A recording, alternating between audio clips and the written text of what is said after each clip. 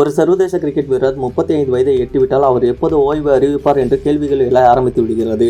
இப்போது வரை ரோஹித் சர்மா, விராட் கோலி போன்ற ஒரு சிலர் மட்டுமே 35 வயதை தாண்டி விளையாடி வருகின்றனர். மிஞ்சி போனால் ஒரு கிரிக்கெட் வீரர் 39 வயது வரை மட்டுமே சர்வதேச கிரிக்கெட்டில் ஆட முடியும் என்று கருத்துக்கள் உள்ளது.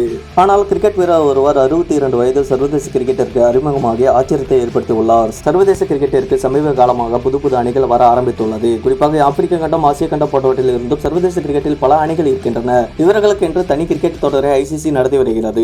இப்படி இருக்கையில் பேக்லாந்து தீவுகள் மற்றும் கோஸ்டாரிக்கா அணிகளுக்கு இடையே நடைபெற்ற போட்டியில் பேக்லாந்து தீவுகள் அணியின் சார்பாக 62 வயதுடைய மேத்யூ ப்ரூன்லி அறிமுக வீரராக களமிறங்கினார். அந்த அணியின் ஆல்ரவுண்டர் வீரராக களமிறங்கிய இவர் நாட் அவுட் பேட்டராக 6 ரன்களையும் 1 ஓவரையும் வீசினார்.